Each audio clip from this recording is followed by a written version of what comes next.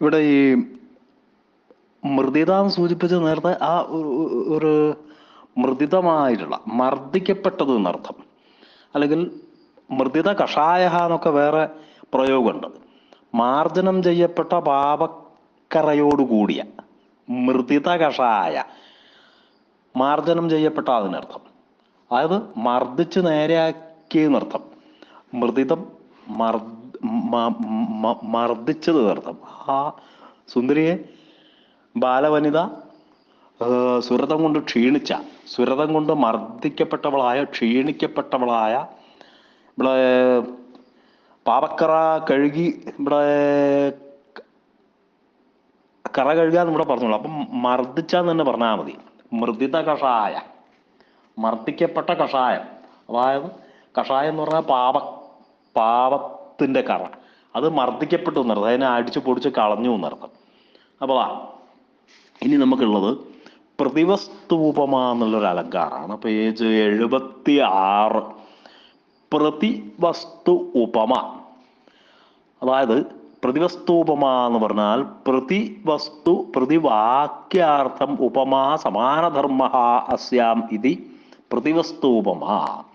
പ്രതിവാക്യാർത്ഥം വസ്തു അർത്ഥം ഉപമ. ഓരോരോ വാക്യയോ ഉപമാനോപമേയ വാക്യയോ ഏകസാമാന്യേ ഏകസ്മിൻ സമാനധർമ്മേ പ്രതിവസ്തൂപമാലങ്കാര. അവിടെ ഇത് തന്നെയാണ്. വാക്യയോഹ ഏകസാമാന്യേ പ്രതിവസ്തൂപമാമത. വാക്യയോരേകസാമാന്യേ, അതിൻ്റെ അടിയിൽ വാക്യയോഹോ ഉപമാനോപമേയ വാക്യയോഹോ എന്ന് അർത്ഥം പറയുമ്പോൾ അവിടെ പറഞ്ഞിട്ടുണ്ട്. ഉപമാനോപമേയ വാക്യങ്ങൾക്ക് ഒരു സമാനധർമ്മം ഏകസാമാന്യേ പ്രതിവസ്തൂപമാമത. അത് പ്രതിവസ്തു ഉപമ, ഓരോരോ വസ്തുവിനും വേറെ വേറെ ഉപമ പറയുന്നതാണ് പ്രതിവസ്തൂപമ എന്ന് പറഞ്ഞുള്ള അലങ്കാരം. എന്നിട്ട് പറയാണ് താപേന ഭ്രാജതയ സൂര. അത് പലതും ഈ മറ്റേ ഉദാഹരണം പറയുമ്പോഴാണ് കൂടുതൽ വ്യക്തമാവുക. താപേന ഭ്രാജതയ സൂരഹ ശൂരഹ ചാപയന രാജതയെ. താപം കൊണ്ടാണ്, ചൂടുകൊണ്ട് സൂര്യൻ ശോഭിക്കുന്നു. താപേന ഭ്രാജതയ സൂരഹ, സൂര്യൻ ചൂടുകൊണ്ട് ശോഭിക്കുന്നു. ശൂരഹ ഒരു വില്ലാളി, ചാപയന രാജതയ വില്ലുകൊണ്ട് അയാൾ ശോഭിക്കുന്നു. ഇവിടെ ശോഭിക്കുന്നു എന്നുള്ള വാക്ക് രണ്ട് ക്രിയ കൊണ്ടാണ് പറഞ്ഞത്. രണ്ട് ക്രിയ ഒരേ അർത്ഥത്തിലുള്ള അത്ര ഭ്രാജതയ രാജതയ ഇതി ഭിന്നപദാഭ്യാം ഏകസ്യൈവ ധർമ്മസ്യ പ്രകാശന രൂപസ്യ നിർദ്ദിഷ്ടത്വാത് പ്രതിവസ്തൂപമാലങ്കാര. ഇവിടെ ഭ്രാജതയെന്നും രാജതയെന്നുള്ള ഭിന്ന പദങ്ങളാണ്. അപ്പോൾ ഒരേ അർത്ഥത്തിൽ ഏകസ്യൈവ ധർമ്മസ്യ, ഒരേ ഒരു ധർമ്മം തന്നെ രണ്ട് വാക്കുകൾ പറയാം. ഏകസ്യൈവ ധർമ്മസ്യ പ്രകാശന രൂപസ്യ നിർദ്ദിഷ്ടത്വാത് പ്രതിവസ്തൂപമാലങ്കാര.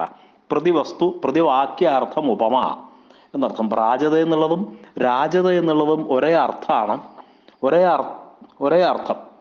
അവിടെ അത്ര സൂരഹ ഉപമാനം, സൂര്യൻ ഉപമാനമാണ്, ശൂരൻ ഉപമേയമാണ്, വില്ലാളി ഉപമേയാണ്. ഉപമാനോപമയോ സമാനസ്യവ ധർമ്മസ്യ, അതിൻ്റെ രണ്ടും സാധാരണ ധർമ്മം രണ്ടിൻ്റെ ഒന്നാണ്. പൃഥക് പൃഥക് പദേന നിർദ്ദേശാത് ഉപമാനവാക്യേ ഉപമേയവാക്യേ ച പൃഥക് പൃഥക് പദേന നിർദ്ദേശാത് പ്രതിവസ്തുമാലങ്കാര. അതൊരു വളരെ പ്രധാനപ്പെട്ട പോയിന്റാണ്. അത് അടിവരട്ട് തന്നെ പറയണം. എന്താണ് ഉപമാനവാക്യ ഉപമേയവാക്യ ച പൃഥക് പൃഥക് പദേന നിർദ്ദേശം. പൃഥക് എന്ന് പറഞ്ഞാൽ വേറെ, പൃഥക് പൃഥക് പദേന നിർദ്ദേശാത് വേറെ വേറെ പദങ്ങളെ കൊണ്ട് നിർദ്ദേശിച്ചു. അതുകൊണ്ട് പ്രതിവസ്തൂപമാലങ്കാരം. ദീപകാലങ്കാരത്തിൽ എന്താണ്? ദീപകാലങ്കാരതു ഏകമേവ പദം ഉഭയോരപി വാക്യയോഹോ ധർമ്മം പ്രകാശയതി ഭേദ. ദീപകാലങ്കാരത്തിൽ ഒരേ ഒരു പദം രണ്ട് കാര്യങ്ങൾക്കും, രണ്ട് ഉപമേയത്തിലേക്കും ഉപമാനത്തിലേക്കും ഒരേ ഒരു വാക്യം ആണ്. മതേന ഭാതി കളഭ പ്രതാപേന മഹീപതി. അവിടെ വേറെ പറഞ്ഞില്ല. ഇവിടെ എന്താ വെച്ചാൽ ശോഭിക്കുക എന്നുള്ളൊരു ക്രിയ, പ്രകാശന രൂപമായിട്ടുള്ള ഒരു ക്രിയ രണ്ട് വാക്കുകളെ കൊണ്ട് പറയും. രണ്ടിനും ഒരേ അർത്ഥമാണ്. ഭ്രാജത എന്ന് പറഞ്ഞാലും രാജത എന്ന് പറഞ്ഞാലും ഒരേ അർത്ഥമാണ്. അപ്പോൾ അത് അതിലെ അതിന് വേറെ ഉദാഹരണം കൂടെ പറയാണ്. സ്ഥിരാശൈലീ ഗുണവതാം ഖലബുദ്ധ്യാമ ബാധ്യതയെ രത്നദീപസ്യ ഹി ശിഖാവാദ്യയാവി ന നാശ്യതേ. ന ബാധ്യതയെന്നും ന നാശ്യത ന നശ്യത എന്നാണ്. ന ബാധ്യത ന നശ്യത, ഇത് രണ്ടിൻ്റെയും ഒരേ അർത്ഥമാണ്. സജ്ജനങ്ങളുടെ സ്ഥിരമായ സദ്വൃത്തം ദുഷ്ടജനങ്ങളുടെ ദുർബുദ്ധിയാൽ നശിക്കില്ല.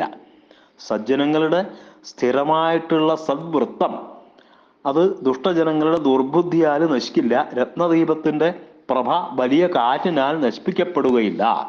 രത്നദീപസ്യ ഹി ശിഖ, രത്നദീപത്തിന്റെ പ്രഭ, അതിൻ്റെ ആ നാളം, ശിഖ പ്രഭയല്ല, നാളമാണ് രത്നദീപ ശിഖ, അതിൻ്റെ നാളം. വാത്യയാപി, വാത്യ എന്ന് പറഞ്ഞാൽ വലിയ കാറ്റ്, അതിനാൽ നശിപ്പിക്കപ്പെടുകയില്ല. ഇവിടെ ബാധ്യതയെന്നും നശ്യതയെന്നും ഒരേ അർത്ഥമുള്ള രണ്ട് ഭിന്ന പദങ്ങളാണ്. അതുകൊണ്ട് പ്രതിവസ്തൂപമ എന്നുള്ള അലങ്കാരമാണ്. നമ്മളെ ആ ചാപ്റ്റർ അവസാനിച്ചു. ക്വസ്റ്റ്യൻ പേപ്പറൊക്കെ എടുത്ത് നോക്കിയാൽ മതി. പിന്നീടുള്ള ക്ലാസ് എടുക്കാനുള്ളത് പറയാനുള്ളത് 81 പേജാണ്. ഞാൻ അങ്ങോട്ട് പറയാൻ തുടങ്ങാം. 81 പേജിൽ അർത്ഥാന്തരന്യാസ കാവ്യലിംഗം എന്ന് കാണാം. അർത്ഥാന്തരന്യാസം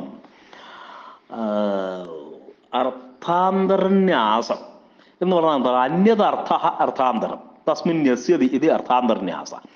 മറ്റൊരർത്ഥത്തിൽ കൊണ്ടുപോയിട്ട് വെക്കാം.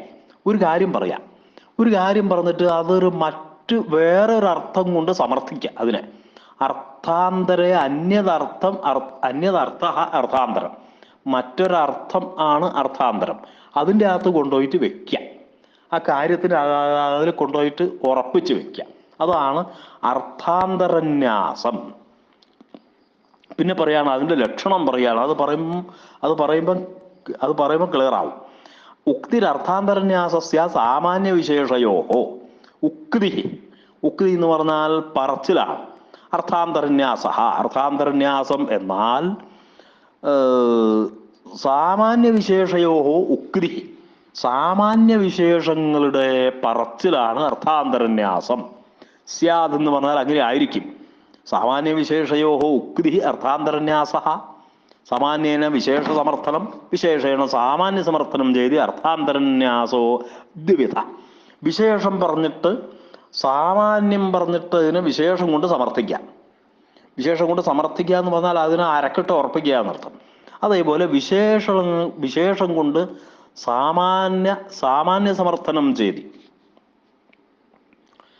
സാമാന്യ സമർത്ഥനം, വിശേഷം കൊണ്ട് സാമാന്യത്തിന് സമർത്ഥിക്കുക, സാമാന്യം കൊണ്ട് വിശേഷത്തിന് സമർത്ഥിക്കുക. അപ്പോൾ അത് അർത്ഥാന്തരന്യാസം 2 പ്രകാരമുണ്ട് എന്നർത്ഥം. അപ്പോൾ അത് രണ്ടും വേറെ വേറെ പറയുന്നു. ഇപ്പോൾ ഈ സമർത്ഥിക്കുന്ന കാര്യം രണ്ടാമതാണ് പറയാ.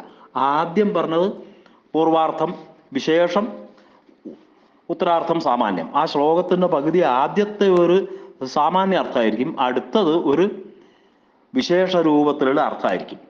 ഒരു വാചകം പറഞ്ഞിട്ട് അതിനെ സമർത്ഥിക്കാൻ രണ്ടാമത് ഒരു കാര്യം കൂടെ പറയുന്നു. ഒരു കാര്യം പറഞ്ഞിട്ട് അതിനെ സമർത്ഥിക്കാൻ വേണ്ടിയിട്ട് രണ്ടാമത് ഒരു കാര്യം കൂടെ പറഞ്ഞിട്ട് അതിനെ അരക്കിട്ട് ഉറപ്പിക്കുകയാണ് എന്നർത്ഥം. പറയാണ് സാമാന്യേന വിശേഷ സമർത്ഥന രൂപസ്യ ഉദാഹരണം. സാമാന്യം കൊണ്ട് വിശേഷത്തിന് സമർത്ഥിക്കുന്ന രൂപത്തിലുള്ള ഉദാഹരണം. ഈ ഉദാഹരണം എന്ന് പറഞ്ഞാൽ എന്താ? ഉദാഹരണം എന്ന് പറഞ്ഞാൽ ഉത്ത് എന്ന് പറഞ്ഞാൽ മുകളിലേക്ക്, ആഹരിച്ചു കൊണ്ടുപോവുക. വേറെ എവിടെയോ പറഞ്ഞിട്ടുള്ളൊരു കാര്യം മുകളിലേക്ക് എടുത്തു വെച്ച് കൊണ്ടുവന്നിട്ട് നമുക്ക് പറഞ്ഞു തരുന്നതാണ് ഉദാഹരണം. ഉത്ത്, ഉദ്യോഗം എന്ന് പറഞ്ഞാൽ എന്താ? ഉത്ത് പ്ലസ് യോഗ, ഉദ്യോഗ. ഉയർന്ന സംഗതികളുമായിട്ട് ഇയാൾക്ക് കൂടിച്ചേരാനുള്ള അവസരം, അതാണ് ഉത്ത് യോഗ, ഉയരാനുള്ള യോഗം, അതാണ് ഉദ്യോഗം. അപ്പൊ ഇവിടെ പറയുന്നു ഹനുമാൻ അബ്ധിമതർ ദുഷ്കരം കിം മഹാത്മന. സാമാന്യേന വിശേഷ സമർത്ഥന രൂപസ്യ ഉദാഹരണം. സാമാന്യം കൊണ്ട് വിശേഷത്തിന് സമർത്ഥിക്കുകയാണ്. അപ്പം ഹനുമാൻ അബ്ധിമതരത്, ഹനുമാൻ സമുദ്രം കടന്നു. എന്നിട്ട് അതിന്റെ ബാക്കി പറയാണ് ദുഷ്കരം കിം മഹാത്മന, മഹാത്മാക്കൾക്ക് സാധിക്കാത്തത് എന്താണ്? അപ്പോൾ ഹനുമാൻ സമുദ്രം കടന്നു എന്നുള്ള ഒരു വിശേഷ കാര്യം, ഇവിടെ വിശേഷ കാര്യമാണിത്. ഹനുമാൻ സമുദ്രം കടന്നു എന്നുള്ളത് ഒരു വിശേഷ കാര്യം. അതിനെ സമർത്ഥിക്കുന്നത് മഹാത്മാക്കൾക്ക് എന്താണ് കഴിയാത്തത് എന്നുള്ള സാമാന്യ പറച്ചിൽ കൊണ്ട് ഈ വിശേഷ ഹനുമാൻ സമുദ്രം കടന്നു എന്നൊരു വിശേഷത്തിന് സമർത്ഥിച്ചു. അവിടെ അരക്കിട്ട് ഉറപ്പിച്ചു എന്നർത്ഥം. ഹനുമാൻ അഭ്യമതര ദുഷ്കരം കിം മഹാത്മാക്കൾക്ക് സാധിക്കാത്തത് എന്താണ് എന്ന് പറഞ്ഞിട്ട് സാമാന്യം കൊണ്ട് വിശേഷത്തിനെ സമർത്ഥിച്ചു. അതിനുള്ള ഒരു ഉദാഹരണം കൂടെ പറയാണ്. ദിവാകരദ്രക്ഷതയോ ഗുഹാസുലീനം ദിവാഭീതമിവന്തകാരം. ഇത് കുമാരസംഭവത്തിലെ പദ്യമാണ്. ക്ഷുദ്രേപി നൂനം ശരണം പ്രപന്നേ മമത്വം ഉച്ചൈഹി ശിരസാം സദീവ. കുമാരസംഭവത്തിൽ ആദ്യത്തെ 16 ശ്ലോകങ്ങൾ ഹിമാലയത്തിനെ വർണ്ണിക്കുന്നതാണ്. ഇവിടെ ദിവാകരാദ് രക്ഷതി യോ ഗുഹാസു ലീനം ദിവാഭേദമിവ അന്ധകാരം. ഹിമാലയത്തിൽ വലിയ വലിയ ഗുഹകൾ ഉണ്ടെന്ന് പറയാണ്. ആ ഗുഹകളിൽ സൂര്യനെ പേടിച്ചിട്ട് വന്നിട്ട് അന്ധകാരം ഇരുട്ട് വന്നിട്ട് ഒളിച്ചിരിക്കുകയാണ്. അപ്പം ആ അന്ധകാരത്തിനെ ഹിമാലയ പർവ്വതം രക്ഷിക്കുന്നു. ദിവാകരാദ് രക്ഷതി യോ ഗുഹാസു ലീനം ദിവാഭേദം. അപ്പോൾ പകല് പേടിയാണ്, പകല് ഇരുട്ടിന് പുറത്തേക്ക് ഇറങ്ങാൻ പേടിയാണ്. അപ്പം ഹിമാലയത്തിന്റെ ഗുഹയുടെ അകത്ത് പോയിട്ട് ഒളിച്ചിരിക്കുകയാണ് ഇരുട്ട്. മനസ്സിലായില്ല? എന്നിട്ട് പറയാണ് ക്ഷുദ്രേപി നൂനം ശരണം പ്രപന്നേ മമത്വം ഉച്ചൈശ്വരസാം സദീവ. ക്ഷുദ്രേപി നൂനം ശരണം പ്രപന്നേ, തൻ്റെ നേരെ ശരണം പ്രാപിച്ചിട്ടുള്ള ഒരു ക്ഷുദ്രനായിട്ടുള്ള ഒരാൾക്ക് പോലും, ക്ഷുദ്രനായ ഒരു ഇരുട്ടിന് പോലും മമത്വം ഉച്ചൈശ്വരസാം സദീവ, വലിയ ആളെ പോലെ, മമത്വം ഉച്ചൈശ്വരസാം, ഉയർന്ന ശിരസുള്ള ആൾക്കാരെ പോലെ ആ ഹിമാലയ പർവ്വതം ക്ഷുദ്രനായിട്ടുള്ള ഇരുട്ടിനെയും ബഹുമാനിച്ചു എന്ന് പറയാം. ഇവിടെ ക്ഷുദ്രേപി നൂനം ശരണം പ്രപന്നേ മമത്വം ഉച്ചൈശ്വരസാം സദീവ. ഹിമാലയ സ്വസ്യ ഗുഹാസു ലീനം അന്ധകാരം സൂര്യാത് രക്ഷതി ആത്മാനം ശരണം പ്രാപ്തേ സജ്ജനെ ദുർജനെ അപി ഉന്നതാനാം മമത്വം അസ്തി. തന്നെ ശരണം പ്രാപിച്ചിട്ടുള്ള ക്ഷുദ്രനെ പോലും ഉച്ചൈശ്വരസാം, ഉയർന്ന ശിരസുള്ള ആൾക്കാർക്ക്, ഹിമാലയം അതാണ്, ഈ ഉയർന്ന ശിരസുള്ള ആൾക്കാരാണ്, ആളെ കൂട്ടത്തിൽപ്പെട്ട ആളാണ് ഹിമാലയം. ക്ഷുദ്രേപി നൂനം ശരണം പ്രപന്നേ മമത്വം ഉച്ചൈശ്വരസാം സദീവ.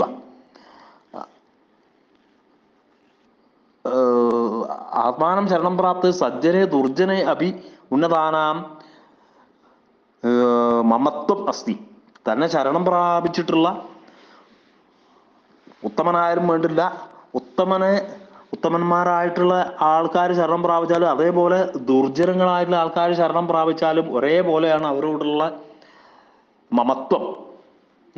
അത്ര ശരണാഗതേ സജ്ജനെ ഇവ ദുർജനെ അപ്പി ഉന്നതാഹ മമതാഭാവം പ്രകടയന്തി ഇത് സാമാന്യേന ഹിമാലയ സ്വസ്യ ഗുഹാസു അഭയം പ്രാപ്തം അന്ധകാരം സൂര്യാദ് രക്ഷതി ഇത് വിശേഷം സമർത്ഥയതീതി അർത്ഥാന്തർന്യാസാലങ്കാര ലക്ഷണ സമന്വയ.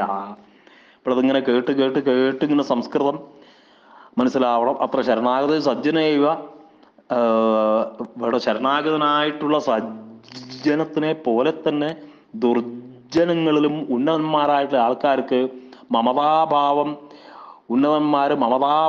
പ്രകടിപ്പിക്കും എന്നുള്ള സാമാന്യം കൊണ്ട് ഹിമാലയം തൻ്റെ ഗുഹകളിൽ ഒളിച്ചു നിന്നുള്ള അഭയം പ്രാപിച്ച ഇരുട്ടിനെ സൂര്യനിൽ നിന്ന് രക്ഷിക്കുന്നു എന്ന വിശേഷം സമർത്ഥിക്കുന്നു. അതാണ് ഇവിടെ സാമാന്യേന വിശേഷ സമർത്ഥന രൂപസ്യ അർത്ഥാന്തരന്യാസ. അപ്പോൾ അത് മനസ്സിലായെന്ന് കരുതുന്നു. ഒന്ന് ആലോചിച്ചത് സാമാന്യം വിശേഷം എന്താന്ന് വേറെ പറഞ്ഞിട്ട് ഇങ്ങനെ ആലോചിച്ച് പഠിച്ചാൽ ശരിയാവും. അപ്പം ദിവാകരാദ് രക്ഷ, ഞാൻ അതാണ് അതിൻ്റെ മലയാളം പറഞ്ഞത്. പിന്നെ അതിൻ്റെ അടിയിലുള്ള സംസ്കൃതം എഴുതിയിട്ട് ഒന്നിങ്ങനെ വായിച്ചാൽ മതി. ആത്മാനം ക്ഷുദ്രേപി നൂനം ശരണം പ്രപന്നേ മമത്വം ഉച്ചൈശ്വരസാം സതി ഇവ. സതി എന്ന് പറഞ്ഞാൽ അത് സതി എന്ന് പറഞ്ഞാൽ അപ്രകാരം തന്നെ എന്നർത്ഥം. സതി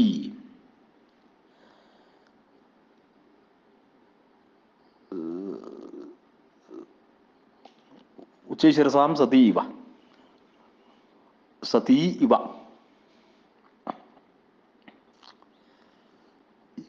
ഈ സതി എന്നുള്ളത് ഈ ഇടത്ത് മറ്റേ ഇവിടെ ഒരു സതി എന്ന് പറയുമ്പം ഒരു സ്ത്രീയുടെ പേര് പറയാറുണ്ട്. പിന്നെ അല്ലെങ്കിൽ സതീ സതീദേവി ഇല്ലേ, സതി എന്ന് പറയും. അത് വള്ളി വലത്തെ ഭാഗത്താണ്.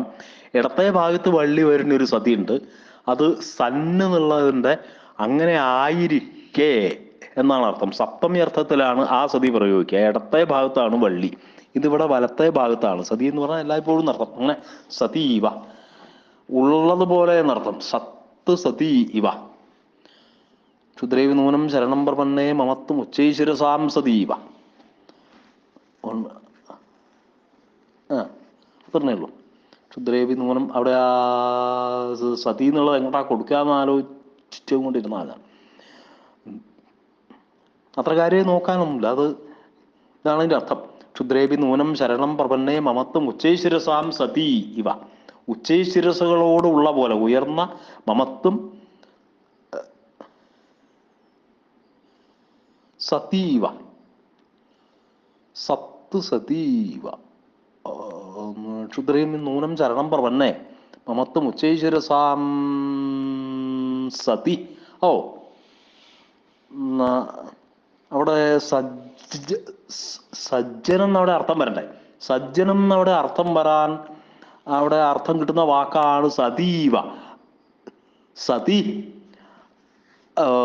ഉച്ചൈശ്വരസാം സതീവ. ഇവിടെ നൂനം ശരണം പ്രപന്നെ ഉച്ചൈശ്വരസാം. ക്ഷുദ്ര എന്ന് കണ്ടില്ലേ. ക്ഷുദ്രനിലും സതി സത്.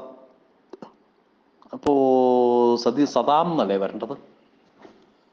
ഉച്ചൈശ്വരസാം സത്ത് സതി ഇവ അല്ല, അങ്ങനെ പറഞ്ഞോളൂ. സതി അവിടെ ഇരുന്നോട്ടെ.